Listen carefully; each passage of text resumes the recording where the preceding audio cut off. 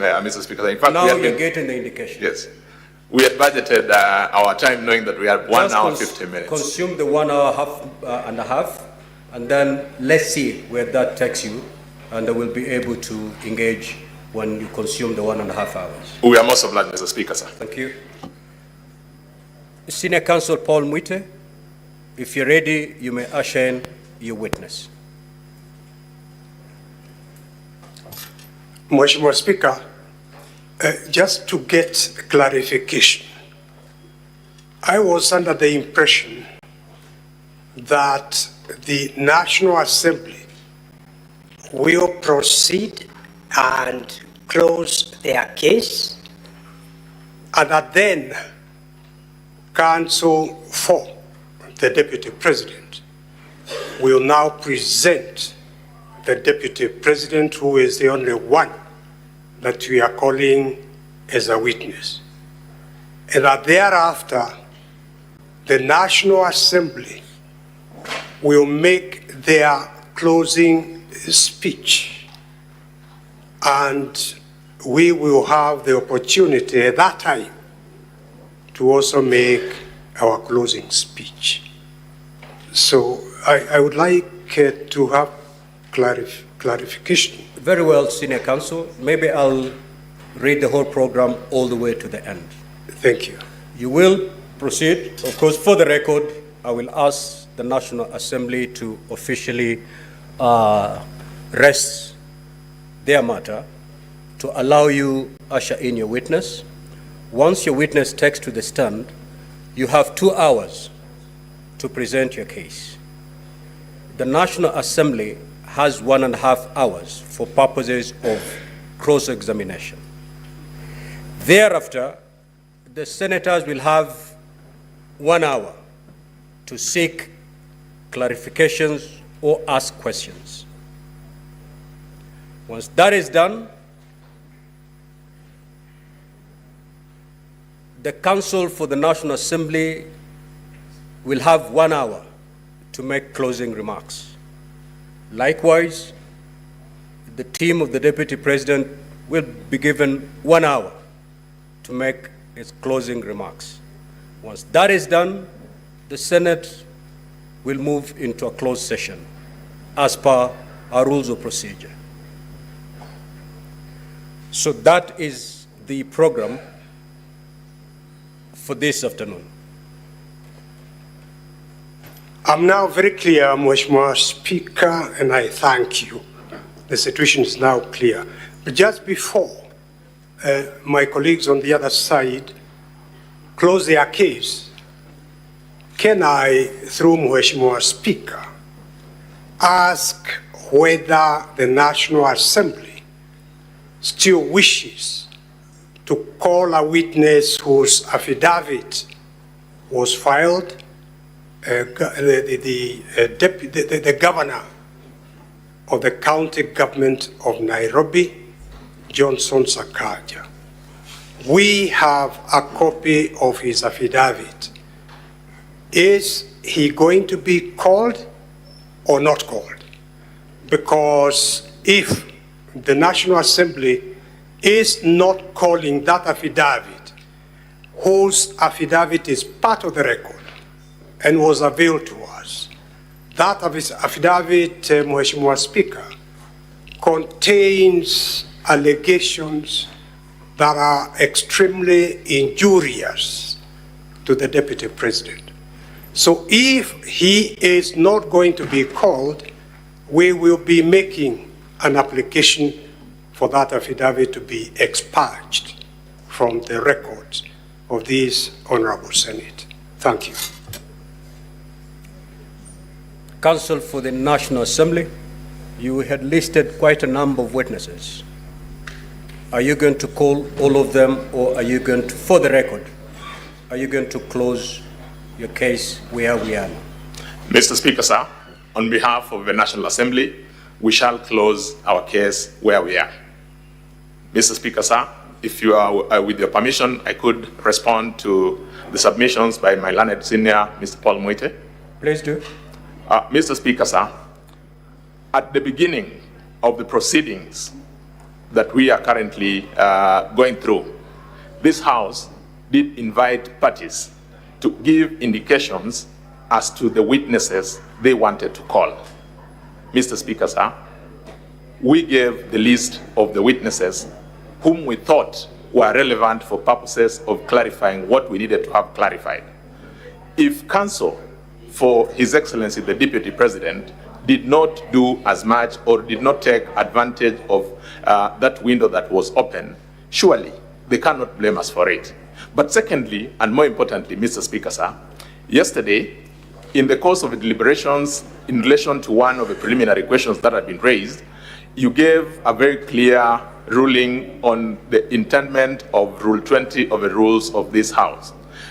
In particular, the understanding was that every material that was forwarded by the Speaker of the National Assembly to this House constituted evidence in support of the allegations that are the subject of inquiry by this House.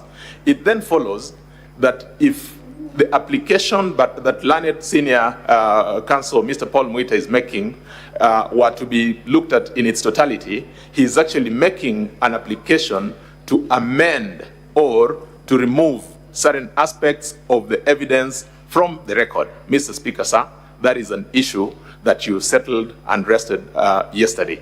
I don't think it's an issue that is open for re-intervention. Mr. Speaker, sir, it should also suffice to note that even on our side, there are affidavits that form part of the record that came from the National Assembly. In particular, there is an affidavit sworn and which is in favor of His Excellency the Deputy President, an affidavit sworn by the joint executors of the will, that is Mr. Njoroge Rigeru, together with the other executors. It is part of this record. We have not made an application to have it expunged. We have an opportunity to deal with it when the time comes. Lastly, Mr. Speaker, sir, the nature of the sittings that this House currently is undertaking is quasi-judicial. It is inquisitorial in nature. If that is to be the correct position, Mr. Speaker, sir, then the rules of evidence as we know it in the court would not necessarily bind the proceedings, because what has been presented is the subject of what the honorable senators are going to investigate. At the end of it, it is not a judgment that they will be giving, it will be a vote. I rest my case, Mr. Speaker, sir. Senior Counsel Paul Mwita. Mheshimiwa Speaker, first and foremost, the affidavits that my colleague, my learned friend, referred to were sworn by the executors of the will of the late brother to the Deputy President. They were filed in the National Assembly, in the proceedings in the National Assemblies. They were never filed here as affidavits of witnesses that we proposed to call. With regard to the affidavit of Governor Sakaja Johnston, it was specifically filed in the Senate, an affidavit of a witness that they intended to call. That affidavit has material injurious to the Deputy President. Mheshimiwa Speaker, we were looking forward to cross-examining Governor Sakaja so as to bring out the truth to assist this Honorable Senate to make a decision. If he is not being called, and in fairness to the Deputy Governor, all that we are asking is that affidavit be expunged together with the affidavit of Peterson Jomo, who they are not calling now, and also the affidavit of Mercy Wajau, who is not being called. It is not fair to file affidavits containing information allegations injurious to the other party, then ask that those affidavits to remain as part of the record without calling them and availing them for cross-examination. So my application is that the 3 affidavits be struck out. Thank you.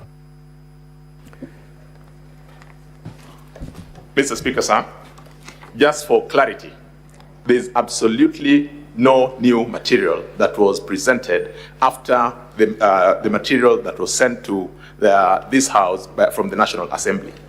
For instance, the affidavit by His Excellency Johnson Sakaja is to be found at volume 1 of the documents that have been filed. Maybe counsel for the National Assembly. Let me get it clear. Yes, The Mr. Speaker. affidavit by the Nairobi governor, was it filed after the proceedings of the National Assembly, or it forms part and parcel of the proceedings that came from the National Assembly? It forms part and parcel of the proceedings that came from the National Assembly. In particular, Mr. Speaker, sir, all those affidavits form what constituted part of what came into through public participation. So just hold in there so that we make progress. Senior counsel, you have indicated that the affidavit by the Honorable Governor for Nairobi did not form part of the documents that emanated from the National Assembly. Now, the position as held by the Council of the National Assembly is to the contrary. These are things we can settle now. Mheshimiwa, Did it come with a bundle of documents from the National Assembly, or it was filed after the Senate was seized of those documents? Mheshimiwa Speaker, I have been corrected by my colleagues. The affidavits where the affidavit by Governor Johnson Sakaja was actually part of the public participation. So it was part of the record of the National So now, Yes, let's yes. move to the two. Yes. Let's move to the two. Now, have a seat, Senior Counsel. Counsel for the National Assembly. Yes, Mr. Speaker, sir. Yeah, respond to the 2 more affidavits, because the contention from the Council of the Deputy President is that they were filed after the record was received from the National Assembly by the Senate. Mr. Speaker, sir, I reiterate the position that we earlier on gave, that there's not any single document other than the document that was admitted yesterday pursuant to our application that came in after the record had been presented before this House. So the affidavits were not filed after the Senate received the bundle of documents from the National Assembly? Absolutely not. Can you lead us to the volume and the page containing these affidavits from the National Assembly? Mr. Speaker, sir, just give me 1 minute to consult with my colleagues here. I identify it, then I bring it. It's not an issue that we had anticipated. Yeah, so that we settle this matter. Most of that. Yeah, let's settle it. It is not, Mheshimiwa Speaker, it's only the affidavit of Peterson Jomo that was filed in the Senate. It did not form any part. Very well, Of the Senior National Counsel. Assembly. So then let's settle that one and we make progress. We need not argue on this matter. Mr. Speaker, sir, I think what happened is that we skipped the opportunity to identify the documents from both sides of what had been filed. The documents that we filed yesterday has a volume 8. That is the document that contains the affidavit of Peterson Njomo. So So it it is is that part- affidavit, if you go to the Senior Counsel, it is that affidavit that they're looking forward to cross-examining the deponent. Now that you've closed your case, the argument from the Council of the Deputy President is, how then are we going to test the truth of those averments? What say you on that? Mr. Speaker, sir, I did give an indication that, number one, at the commencement of these proceedings, any party who wanted to cross-examine any of the deponents of any of the documents had an opportunity, upon your invitation, to invite such parties to appear before them. If our counterparts appearing for His Excellency the Deputy President did not find it appropriate to call that witness at that point in time, they cannot now hold us to say that you had said you'd call this person, you will not call them. because the person we were to call was for purposes of clarifying what we thought was important for us. Now, this being an inquisitorial proceeding, a quasi-judicial proceeding, Mr. Speaker, sir, I think it would be a stretch to expect that if we didn't call or if we didn't avail any of the witnesses that were mentioned in any of the affidavits, then as of necessity that follows that that record or that affidavit needs to be expunged. That's what I was saying. Pursuant to your ruling yesterday, that is evidence and material that was presented yesterday. It forms part of your record. Now, before I give my way forward, Senator for Nairobi City.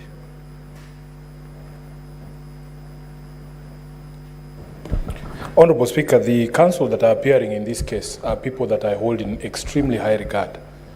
Senior Counsel Paul Muite appears to not have the confidence of the judges sitting here that we know how to treat evidence contained in an affidavit that is not tested at cross-examination. Even the judges you appear before in the courts that you practice in know what to do with evidence of a person who is not availing themselves for cross-examination. So, Honorable Speaker, I really don't understand what the contention is, because we sitting here as judges know how to treat that evidence, and I wanted to take this opportunity to calm the anxiety of Senior Counsel Paul Muite that indeed we do know what to do with such evidence. Now, so that we make progress, Senior Counsel has raised an important matter, which matter has been responded to by the Counsel for the National Assembly. Now, honorable senators, there is an affidavit sworn by one Jomo Mushira, who had been listed to appear as a witness for and on behalf of the National Assembly. The National Assembly has closed its case without calling that particular witness, and yet there's an affidavit that the counsel for the Deputy President will not have an opportunity to cross-examine. The question, as you retire at the end of this hearing, is to look at the probative value of that particular document. Senior Counsel Paul Muite, your point is valid. The senators have noted.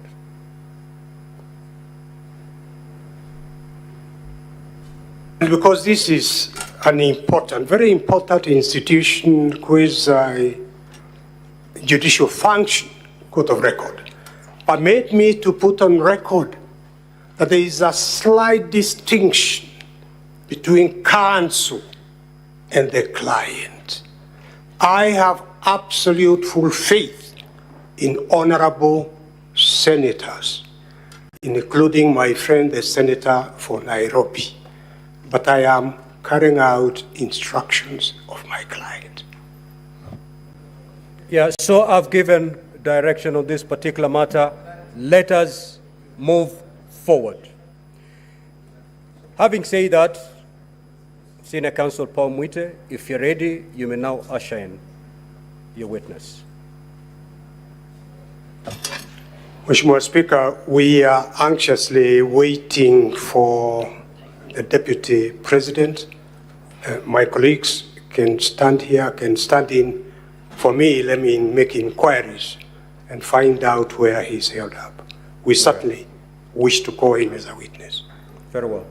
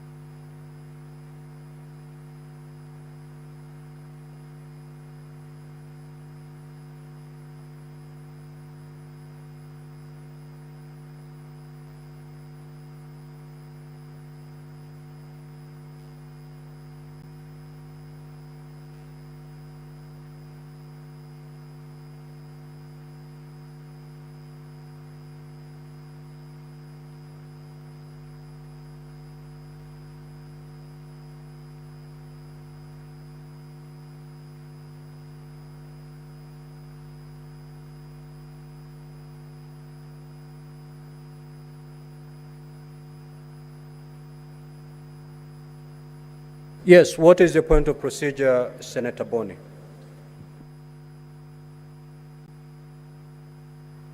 Unprecedented, to the extent that when we stand down business in this House, it normally arises from a communication from the chair that you're temporarily, for a specific time, suspending the proceedings. You have not done this, and we are seated in the chamber. The mess is in place. I do not know whether we want this to be the new standard, Mr. Speaker. Could you guide us? We have no idea how long we're going to wait. And time is running, Mr. Speaker.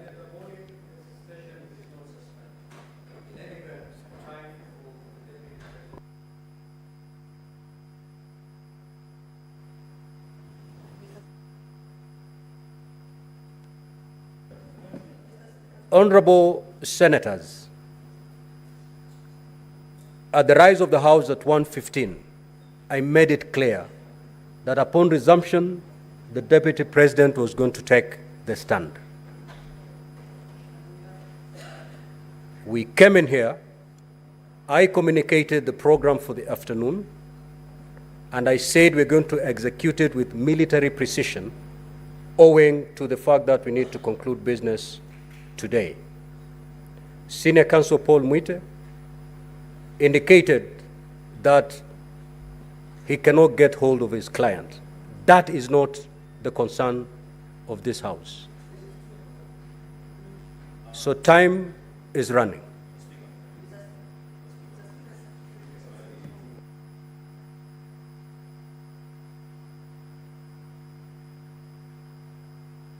Order. Order, honorable senators. Order. The floor is available to the Deputy President and no other senator or no other enemy.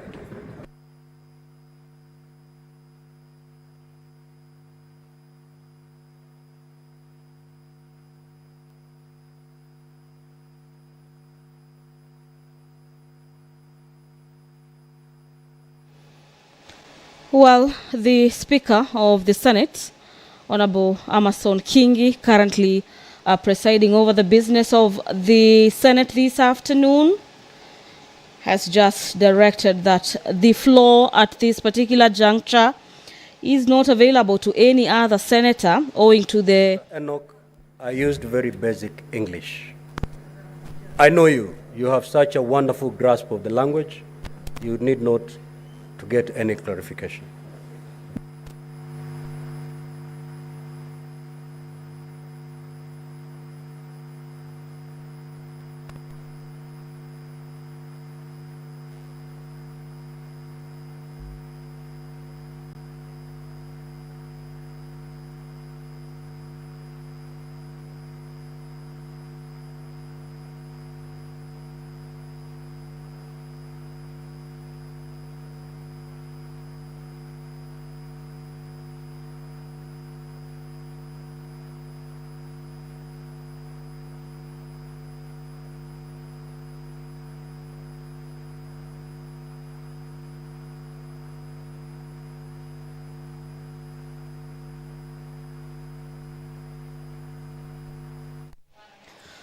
It is exactly 15:04 p.m.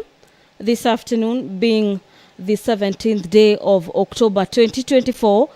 The afternoon sitting of the Senate this afternoon was to kick off with the Deputy President taking the stand, bearing in mind the DP, His Excellency Rigathi Gachagua, is the sole witness in the case where the National Assembly, through the move of the motion, Honorable Mwengi Mutuse has leveled 11 grounds for impeachment of the Deputy President from office. We have already dispensed with the prosecution side, and during this afternoon sitting, immediately after the commencement of business, the council representing the National Assembly have confirmed to the House that they do not intend to call more witness in regards to this case. The counsel for the Deputy President had requested the House through the Speaker that any evidence where the witnesses are not appearing be expunged from the record.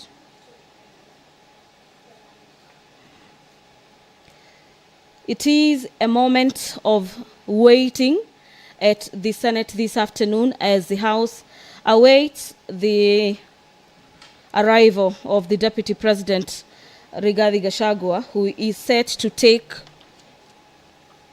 the stand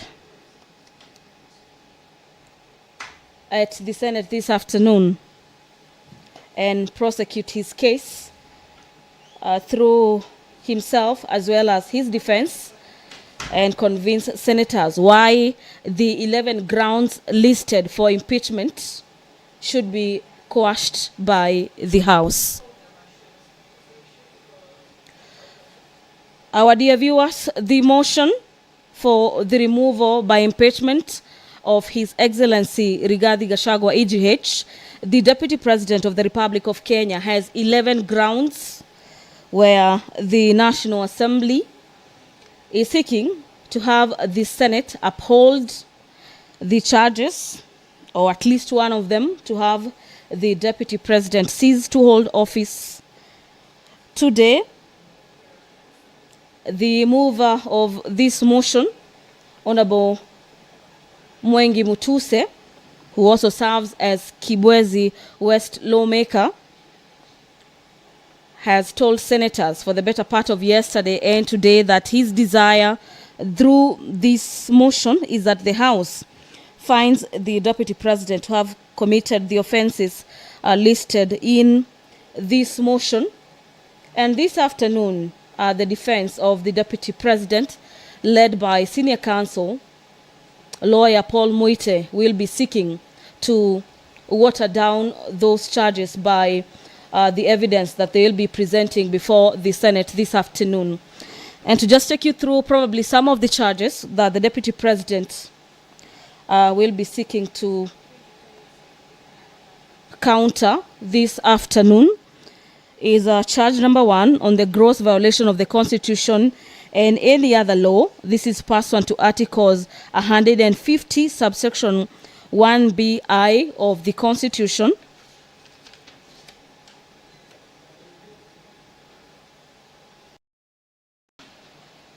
Charge number 2 in the impeachment motion by Honorable Member for Kibwezi West. The Honorable Member alleges in his motion that there is gross violation of Articles 147 subsection 1 and 152 subsection 1 of the Constitution, where the Deputy President is being accused of undermining the presidency. Under Article 147 subsection 1 of the Constitution, the Deputy President is the principal assistant of the President and shall deputize the President in the execution of President's function.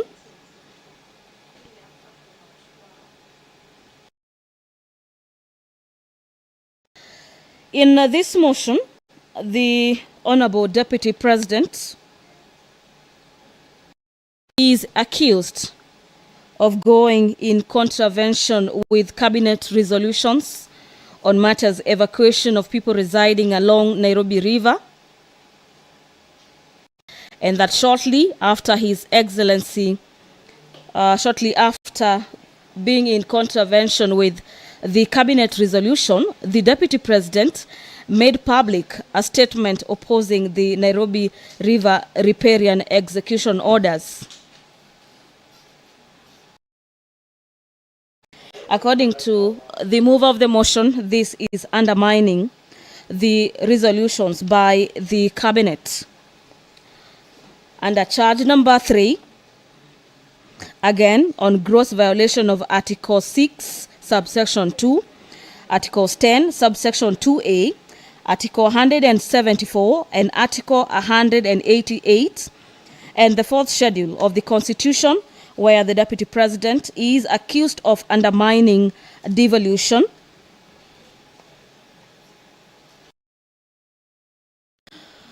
The mover of the motion in his motion states that on the 20th of September 2024, His Excellency Rigathi Gachagua, recklessly and mindful of the high calling and dignified status of the office of the Deputy President, unlawfully interfered with the running of the Nairobi County government by holding a public rally in which he incited citizens against lawful directives by the Nairobi City County government on the planning and relocation of markets.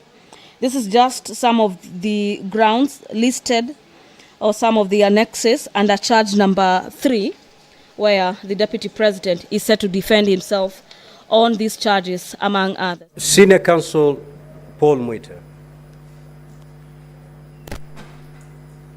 Your time started running. Mheshimiwa Speaker, may I... Let me just conclude, Senior. Your time started running at the time I requested you to usher in your witness. You indicated that you're getting hold of your witness. We'll give you all the time you need to get hold of your witness, but to let you know that the clock is running and it's running on your client. You can take all the time, but his time is running out. After 2 hours, he's not appeared, the chair will make a ruling pursuant to the rules of procedure.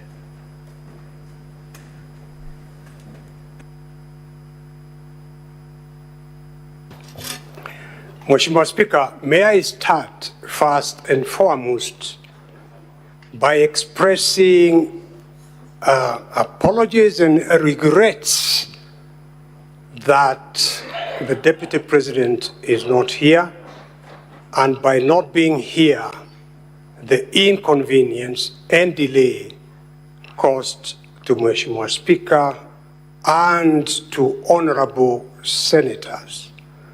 The position, Mheshimiwa Speaker, is that during that period that I went to try to find out why he wasn't here, because as Mheshimiwa Speaker knows, the Deputy President has been coming here absolutely punctually every day. The sad reality is that the Deputy President, the Republic of Kenya, has been taken sick, very sick, and as I address Mr. Speaker in this honorable House, senators, he is in hospital, Mheshimiwa Speaker. That is a sad reality.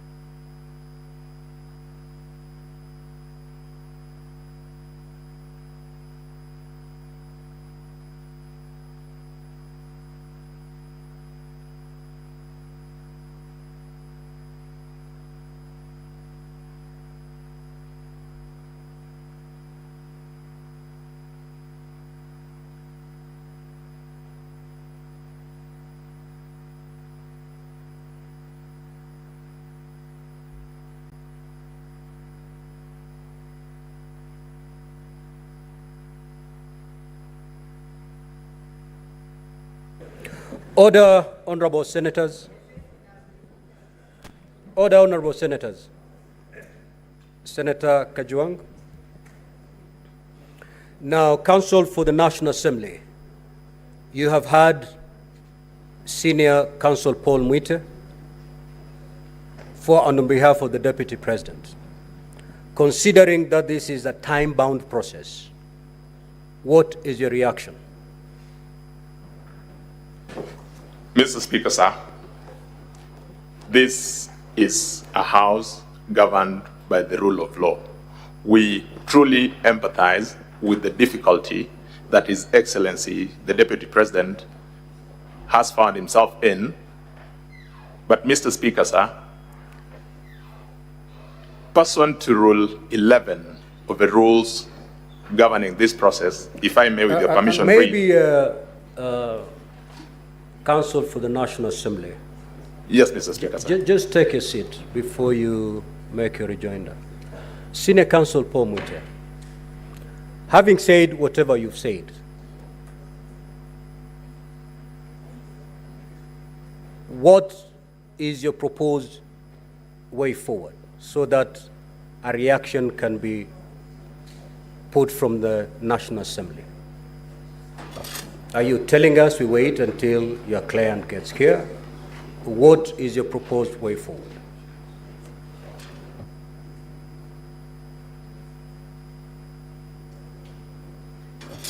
Mheshimiwa Speaker, I have just received this information. My proposal is that you give me at least the rest of the day. I would like to go and have an assessment of his situation and maybe even come back here by 5 p.m. Right now, I would like to make an informed sort of situation after I see the Deputy President and I see the doctor, Mheshimiwa Speaker, at least an hour or two. Yes, thank you. Very well. Counsel for the National Assembly.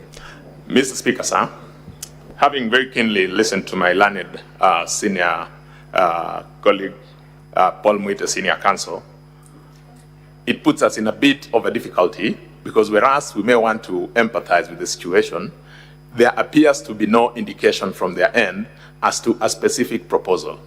Mr. Speaker, sir, this being a house governed by rules and this process being a time-bound process, I will draw your attention to Rule 11 of the rules of this House. If I may read, Mr. Speaker, sir, that where the National Assembly or the President chooses not to appear before the Senate, that fact shall be put on record and the Senate shall proceed with its investigation without further reference to the National Assembly or the President. But the Senate may, for exceptional reasons to be recorded, permit a later appearance before the Senate by the National Assembly or the President. Mr. Speaker, sir, I think this rule would give us guidance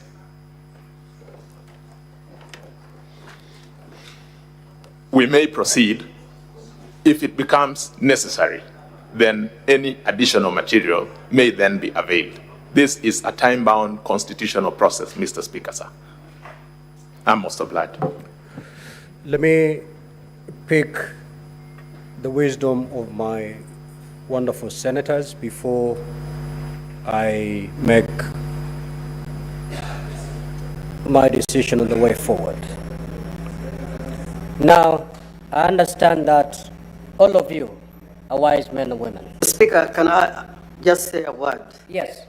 I've heard what Senior Counsel Paul Muite has said,